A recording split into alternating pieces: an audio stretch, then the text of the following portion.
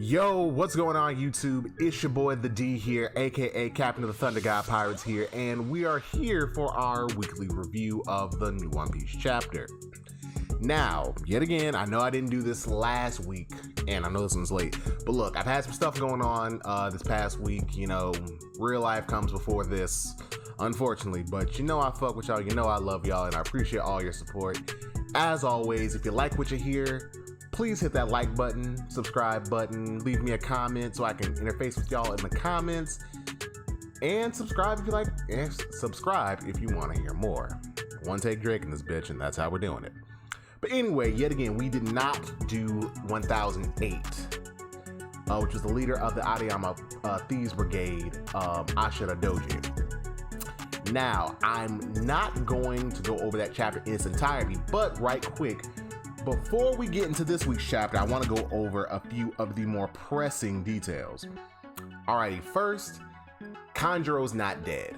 I kind of figured he wasn't, because it was like, oh man, such an important character who was like so integral to the plot, and everybody getting screwed, and then on top of that, you know, his connection to the Nine Red Scabbards, you know, that can't be, you know, over off screen. So it's like, okay, and he was the Odin. The Odin that we saw, thank God, wasn't like some ghost or some shit. It was actually just another of Kanjuro's drawings. So he's got to be dealt with. B, Ashura Doji is apparently dead. Like I said, apparently there was a big explosion, but as you know, this is One Piece, so can't trust that. Neko Mamushi and Inuarashi, they're going to go up against Jack. I was hoping it was going to be Sanji, which it still could be. Maybe Sanji will come in mid-fight and, you know, do something about that, but, you know, until then, that's just going to have to be that. Orochi isn't dead, and apparently he's planning on burning everything down, sabotaging, because, you know, pretty much trying to screw both sides who are fighting, because neither side is on his side. So it's him, and I think I said something about Fukurokuju going over there to find the fruit, but no, he found him. So that's a thing. Yamato noticed that Momonosuke's fruit works like his father's, which yet again we found out that his fruit was made from DNA that was extracted from Kaido while he was captured by the world government. And last but not least, I'm trying to make sure I didn't skip over anything because I kind of skimmed the chapter before starting this. So yes, last but not least, we finally get to see Kaido in his hybrid form, which is cool. He doesn't look so different, just like some dragon features. He's got some scales on his outer arms, his horns, fangs. I think he has a tail while in this form. So yeah, not a lot happened, but well, not a lot of events happened, but rather the story moved forward. So pretty much two off-screen deaths. Jesus, I can talk, I promise y'all. Were undone. Well, not undone, but they were revealed not to be true. So I think it's something with Orochi's fruit that kept him alive. And Kanjuro just, you know, his wounds weren't that severe. So, you know, he's alive.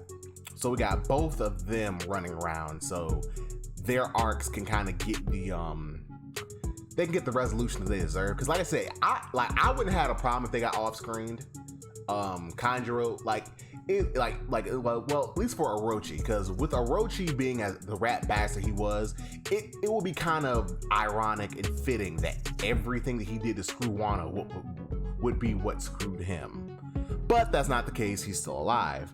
And same thing for Kanjuro. All this anger and hatred that you kept, and you know, you finally made friends who genuinely cared about you, who you could have told them you were a Kuro Uzumi, and they wouldn't have cared, but you wanted to hold on to that hatred for so long.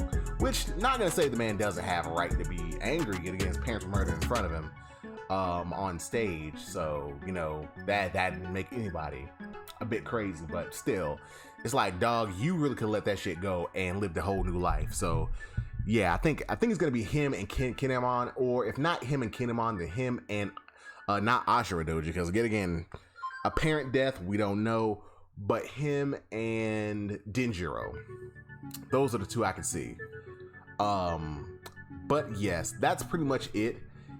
yet again, the battle on top of the skull is going to continue, and just everything is going to keep going from where it is.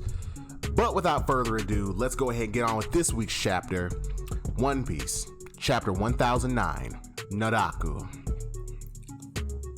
Alright, we start off this chapter within the castle. We see a bunch of beast pirates putting out the flames, because yet again, like I said, apparently Orochi's starting to set the palace on fire. Yet again, he wants to screw both sides. And it's here that within the castle that we see that the 9 red scabbards, minus of course Kanjuro and Ashura Doji Kanjuro, Ashura Doji at this point. Hold up. No, not both Ashura Doji. Okay, I made a mistake, because it looks like Neko Mamushi is still with him, so only Inarashi stayed behind. I thought it was both of them. But anyway, so pretty much they're like, oh, you're still alive, kind of surprised, because yet again, I bet that they don't know how his fruit works, because yet again, with Orochi being the type of guy that he is, I doubt he'd use his fruit much or ever get pressed enough to where people would actually know that, what his fruit does. Well, and it's here that they, hold on. I'm just making mistakes all over the place. Anyway, Fukurokuju says that, hey, they aren't aware that you've already died once. So Fukurokuju tries to get him to flee, but Orochi, being the king asshat himself, isn't hearing it. He doesn't know, like, hey, does it matter that I have a mythical Zoan type fruit? I'm weak and they're not. So anyway, so he's like, hey, I can stay here. I can see Kaido, the battle with Kaido's already softened them up. So, so he then calls them the Kozuki's leftovers and taunts them regarding Kanjuro. And then he even taunts Denjiro, calling him Koshiro, to tell him that he got them, And he even goes on to say, while transforming, that he's nothing to fear from them in their weakened state. And he even says that he's gonna devour every last one of them. But we then see 1, 2, 3, 4, 5, 6 of his heads get lopped off, and he stays there. And even Fukurokuju, Fukurokujo. Oh no, Fukurokuju. I was right the first time. Hey, but yeah, so they cut off his. Well, it looks like all of the heads that sprouted, and they say that they have no time to waste on him, and that his judgment will be served in hell. So the way Fukurokuju looked, it seems that this might actually be a problem. So what I'm thinking is that Orochi's power is, it's like the old saying that a cat has 9 lives. He can come back from beheading and death and whatnot, but it may be only a certain number of times, because Fukurokuju looks like this ain't good. Now, do I think he's dead? No, because even that, which will be them getting their payback, I think he's gonna have to die a few times. So I think he got at least one more death in him, but it should be more than that. He should die like 5 times for all the shit he's done and put everybody through. But anyway, Raizo then calls him out personally, saying that, and he asks him plainly, will you avenge him? And then he goes on to tell Fukurokuju that his opinion of him has risen because he's remaining low to the end. And then Fukurokuju, he gives the compliment back, like, yeah, same of you, but matters of revenge aside, me and you were always destined to fight. So I know Raizo used to be a part of the Oniwabanshu, but he left. I don't know if he was the leader. I think it was said that he was rivals with Fukurokuju, or that might have been implied. But at least for the time being, it's like, hey, he's, they're about to scrap. So that's going to be interesting. So we then cut back to the Skull Dome rooftop, and Big Mom is telling Kaido, let's give him a big one. And then she goes on to say, how many of them do you think will survive? So somebody, I think it was Kid, trying to say, wait a minute, wait a minute, can't you send one of them below? kind of thinking like, okay, look, together we can do some damage, but it's not going to be as helpful if we could just like we could have at least a little bit of time with one of them. We could like kind of switch them out every so often. That would be great. And even Law says like, look, I would, like, if I could, I would, but their hockey is just way too strong. Now, it should be noted here that I've seen a lot of people talk about, they bring up Dressrosa, how Law was able to move Dofi, but not Big Mom or Kaido. Like, wait a minute, Dofi's hockey was stronger than him. Now, I'm reading the official translations, and he says their hockey is so strong, it's impossible to move them. Pretty much saying that even if they were just stronger than him, or their hockey was powerful, he could still move them. Because Dofi had some powerful hockey. Not Emperor level hockey, but he had some hockey on him nonetheless. But here, it's more so, it's not that they're stronger than him, but rather they're so much stronger. Their hockey is so powerful, he can't move them. So it's not about them being stronger than him, because even then, I don't think Dofi was so much stronger than Law. Like, let's get like getting in. He is a supernova. He was a warlord, and he had been preparing for that day. So I doubt he didn't do some push-ups, some sit-ups, and drink plenty of juice for that day. But I think it was just the fact that they're so powerful, they can't be moved. So then Kid's like, all right, bet. Well, in that case, time to disassemble. So anyway, yet again, Kid's like, okay, time to disassemble. What does that mean? We're about to find out. But before that, Luffy is the one who gets their attention. It's like, hey, y'all, something's coming. And then we see them pretty much cock back their weapons to prepare to swing. So Kylan says to Big Mom, he hope her core hasn't gotten weak in her old age. And then Big Mom snaps back like, who you sassing, boy? Because remember, we still know how old Kaido is, but it can be assumed that he is at least a good bit younger than Big Mom. I think Big Mom's currently like 68. Yeah, I think she's like 68. I'd say Kaido has to be at least in his mid-50s. Well, I'd say at most mid-50s. I don't think he's in his 40s. I think he's like 51, 51 would be his absolute lowest age, because she looks at him like he's a child. So I know when the Rocks Pirates were a thing, she was about 30. So, and for him to be an apprentice, he'd have to be a teenager. So yeah, I'd say he has to be in like his 50s. So then we see them we see him swing and do a combo attack, and even Zoro's like, oh hell, this is bad. So then as they swing, a giant pulse is released. I don't know if it's a fire. Well, yeah, I don't know if it's a fireball. Hold up, let me go forward and see, because I don't think it's a fireball. Like, oh my god. And even Killer's like, there's no way to avoid it. So they use their combination attack, Conquest of the Sea. And it's so large that you can see a big explosion coming from the Skull Dome. And it's then that we see Zoro pour his haki into all three of his blades and block it. And he then tells everybody, move, or we're all done for. And it's here that we see all of the five brace for impact as the explosion clears. And it's then that Kaido and Big Mom stand before them looking at the damage that's been done. Kaido is the first to say that their voices haven't gone out, stating that he is using observation haki through this battle. And even Big Mom laughing it off, saying they got away, and that's very impressive. It's here we see the aftermath. Everybody looks relatively fine, but, well, Kid, Law, and Killer, besides Zoro, but Zoro is down.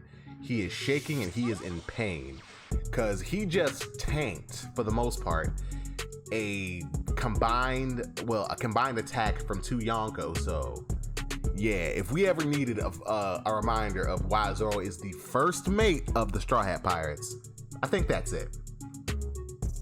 So even Kid goes on to say it's a real feat that he blocked that, even if it's only for a second. Thanks, and before thanking him. Now Killer's over there like, okay, now what to do? Wait a minute, where's Straw Hat? And it's then that we see Luffy attack Kaido with a Gum Gum Red,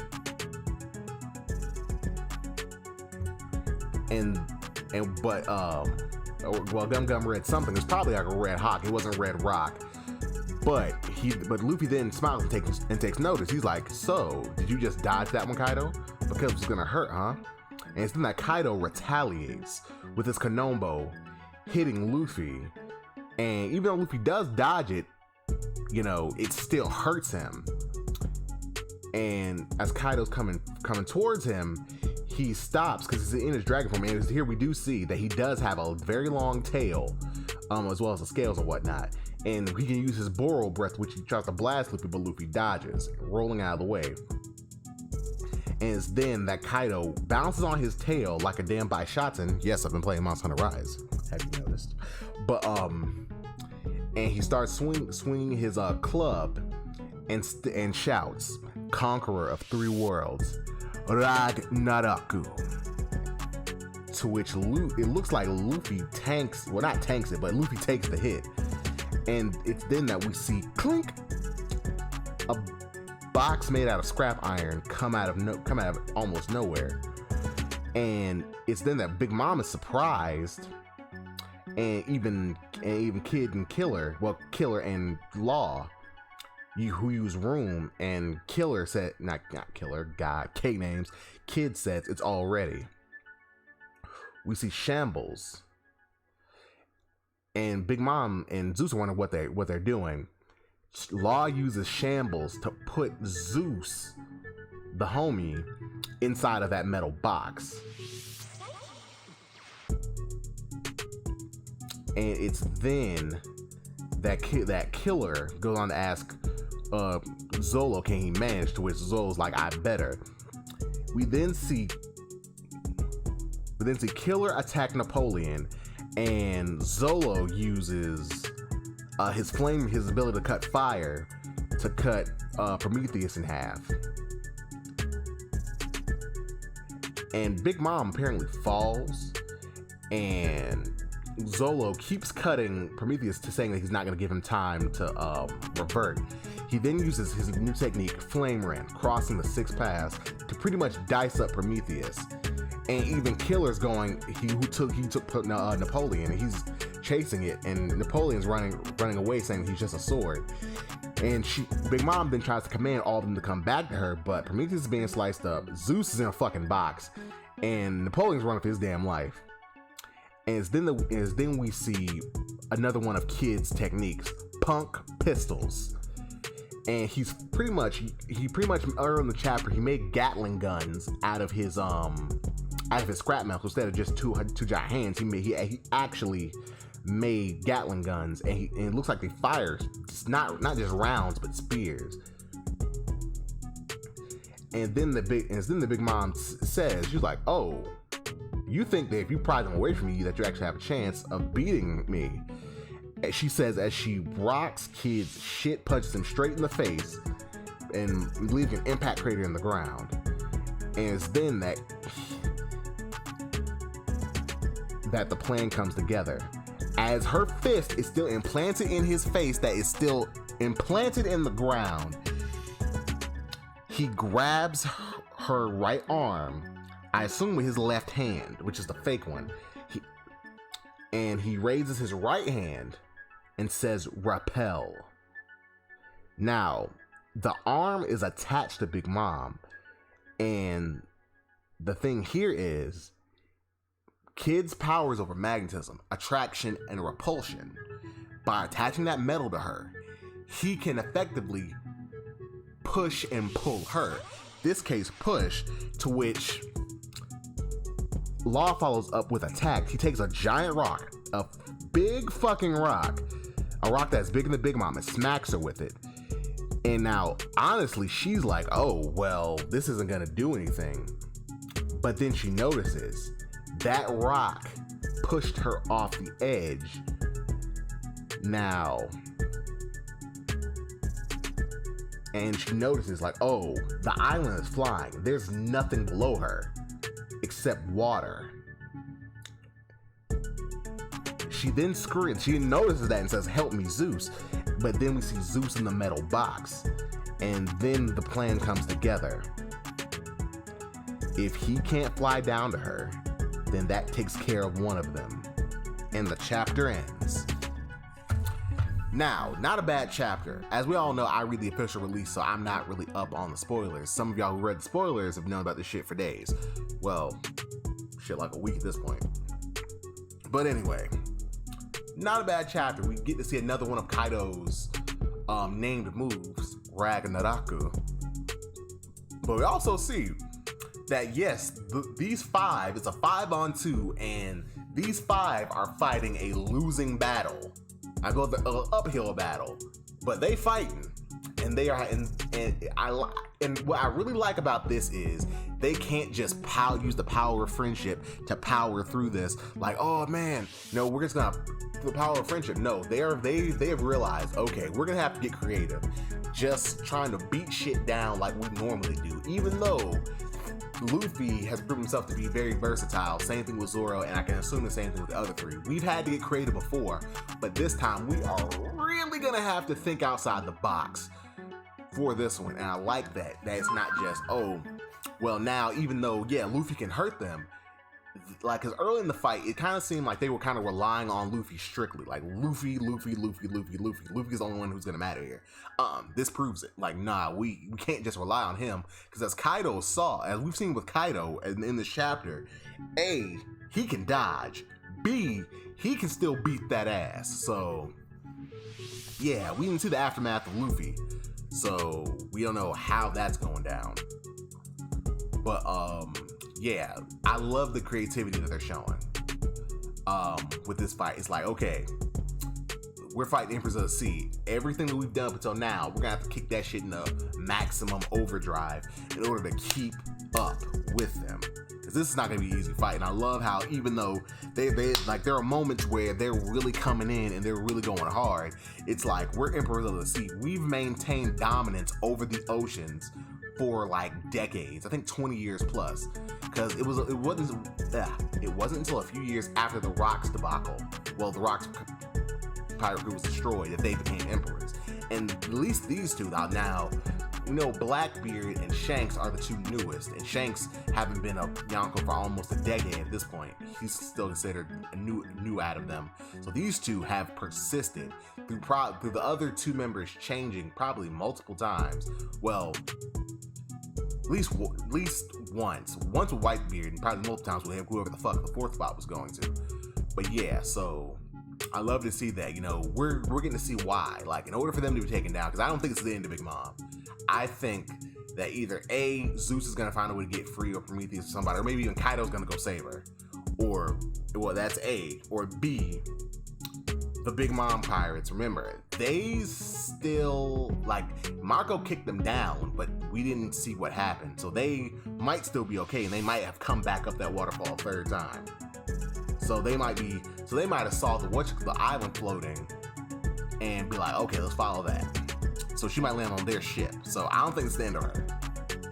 Also, with Odin, thank God. I was hoping, because I'm like, bruh, please don't cheapen this whole thing by having Odin survive all that. Time travel shenanigans or what? Like, no. So I'm happy for that. I'm happy that his death, it looks like it's gonna stick, and I hope it does. Like, cause if he doesn't die, then that kind of makes all this crap like significantly less powerful. I can speak, I promise you. And Orochi, okay, I think we're getting to the point where we're gonna need an explanation on his fruit. Yet again, his head got cut off in his human form. He came back. Now his head's got cut off in his full animal form. He's probably gonna come back. Like, I don't think he's dead. I wouldn't have minded him being off screen, but yeah. And like I said, we still got Kanjuro floating around, so we still have both of those two characters floating around. So there's some comeuppance coming for they ass. But all in all, I like the chapter. We're moving along. I don't know when the fuck this island flying is gonna actually have some significance, because remember, This bitch is flying towards the flower capital. He's going to drop that bitch on it, killing everybody there, and starting the new pirate paradise, since Full is being controlled by Blackbeard. So there's that. So yeah, dope ass chapter. Can't wait for 1010. Hopefully, if nothing happens in real life, I can do my shit on time. But anyway, thank you so much. I appreciate everybody made it this far in the video. Yet again, link in the description for all my socials and my other channel, which I'm going to start uploading my playthrough of Super Mario Sunshine, which I just started. My Twitch is in there, my Twitter's down there. So please, if you like what you heard, please do your boy a favor and show me some love with the like button, the comments, subscription. And without further ado, this has been your boy the D signing out. Holla at you.